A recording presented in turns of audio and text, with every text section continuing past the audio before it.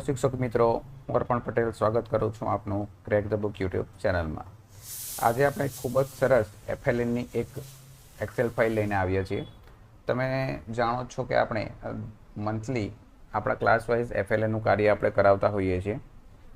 હવે આ એફએલએનના જે વાંચન, લેખન અને ગણનના જે કોઈ પણ આપણા ડેટા છે એને આપણા એક્સેલ શીટમાં નાખતાની સાથે જ આપણે એને એનાલિસિસ સરળતાથી કરી શકીએ એને ધ્યાનમાં લઈને મેં એક એક્સેલ શીટ બનાવી છે જે એકદમ યુઝર ફ્રેન્ડલી છે. ફક્ત એક જ શીટ છે, તેમાં આપણે ફક્ત તમારે ડેટા એન્ટર કરીને સરળતાથી તમે એનાલિસિસ કરી શકો એ માટે મારો એક પ્રયત્ન છે.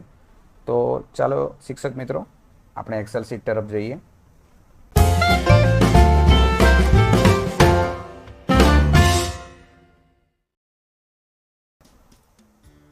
તો તમે જોઈ શકો છો અહીં એક એક્સેલ શીટ તમે જોઈ શકો છો જેમાં આપણે વિદ્યાર્થીઓના નામ, વાંચન, લેખન, ગણન જેના અહીં તમે 10માંથી જે આપણે એફએલએન પત્રકો ભરીને આપણે જે માર્ક એન્ટર કરીએ છીએ તેને અહીં દરેક વિદ્યાર્થી દીઠ તમે અહીં એન્ટર કરી શકો છો. વિદ્યાર્થીના કોલમમાં તમે વિદ્યાર્થીઓના નામ કોપી પેસ્ટ કરી શકો છો. ત્યારબાદ તમારા જે તે મંથનું તમે આ પત્રક બનાવતા હોય તે મંથ અહીંયા તમે એડિટ કરી શકો છો. ધોરણ 6, 7, 8 કોઈ પણ ધોરણ માટે તમે અહીં આ એક પત્રક નિભાવી શકો છો. દરેક વિદ્યાર્થીના તમારા વાંચન, લેખન અને ગણનનું તમે મૂલ્યાંકન કર્યા બાદ તમે જે કોઈ પણ 10માંથી માર્ક મૂકેલ છે એ દરેક માર્કની એન્ટ્રી આ શીટમાં કર્યા બાદ તમને અહીં તમે જોઈ શકો છો આ રીતેનો ડેટા તમને સરળતાથી પ્રાપ્ત થઈ શકે.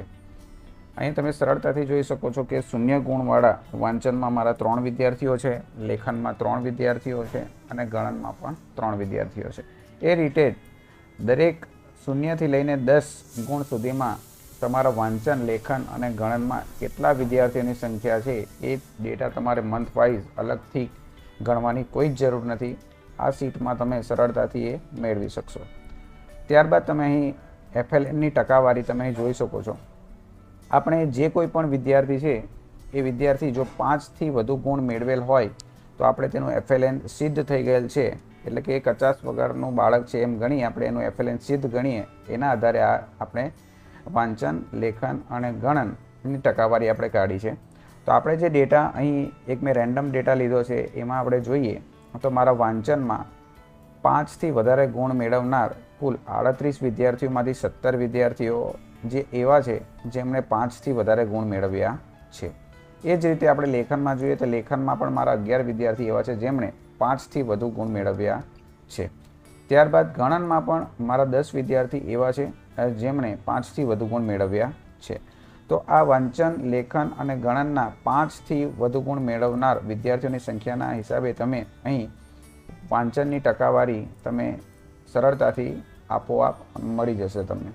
અને ત્યારબાદ વાંચન, લેખન અને ગણનની ટકાવારી ગણ્યા બાદ આપણે સરેરાશ ટકાવારી પણ તમને આ શીટમાં સરળતાથી મળી જવાની છે. તો આ શીટ બનાવવાનો મારો મુખ્ય ધ્યેય એ છે કે આપણે સરળતાથી ફક્ત એક વખત ડેટા એન્ટર કર્યા બાદ આપણે સરળતાથી આપણને દરેક ગુણ વાઇઝ આપણા કેટલા વિદ્યાર્થીઓ છે એ આપણે સરળતાથી મળી જાય અને તેના આધારે આપણને વાંચન, લેખન અને ગણનની સંખ્યા અને ટકાવારી પણ મળી જાય. એ ખૂબ જ સારી રીતે તમે આ શીટમાં કરી શકો છો. આ શીટનો ઉપયોગ કરતાં પહેલાં આપણે કેટલાક સૂચનો ધ્યાનમાં લેવાના છે. એ સૂચનો આપણે ધ્યાનમાં લેશું. આ શીટનો ઉપયોગ મહત્તમ 50 વિદ્યાર્થીઓ માટે તમે કરી શકશો. ક્રમના કોલમમાં વિદ્યાર્થીઓના ક્રમ દાખલ કર્યા બાદ તીરની નિશાની ઉપર ક્લિક કરી બ્લેન્કના ખાનામાંથી ટીક માર્ક દૂર કરતાં દાખલ કર્યા મુજબની જ કરવો રહેશે. દાખલા તરીકે તમારે અત્યારે માનો કે આપણા પાસે ફક્ત તમારા ક્લાસમાં 25 વિદ્યાર્થીઓ છે તો તમે 25 વિદ્યાર્થીઓના ક્રમ અને નામ અહીં તમે દાખલ કરશો. ત્યારબાદ આપણે અહીં પહેલા નંબરના કોલમ પર તમે જોઈ શકશો કે આપણે ફિલ્ટર આપ્યું છે. ત્યાં જઈ તમે ફક્ત બ્લેન્ક પરથી અનટિક કરી દેશો અને ઓકેની ક્લિક કરશો તો તમારા ફક્ત અહીં 25 જ વિદ્યાર્થીઓ રહેશે. જો શીટમાં કોઈ પણ પ્રકારનો ફેરફાર કરવા માટે તમને જરૂર પડે તો તમે સ્મોલ લેટરમાં ARPAN અર્પણ પાસવર્ડનો ઉપયોગ કરી તમારી જરૂરિયાત મુજબ આ શીટમાં તમે ફેરફાર કરી શકો છો. આ શીટ જો તમે ડાઉનલોડ કરવા માંગતા હોય તો તેની ડાયરેક્ટ ડાઉનલોડ લિંક મેં ડિસ્ક્રિપ્શનમાં આપી દીધેલ છે, જ્યાં જઈ તમે સરળતાથી એને ડાઉનલોડ કરી શકો છો. આ અંગે જો તમને કોઈ પણ પ્રશ્ન હોય તો તમે કોમેન્ટ સેક્શનમાં મને કોમેન્ટ કરી તમારી કોઈ પણ મૂંઝવણ હોય તો મને પૂછી શકો છો.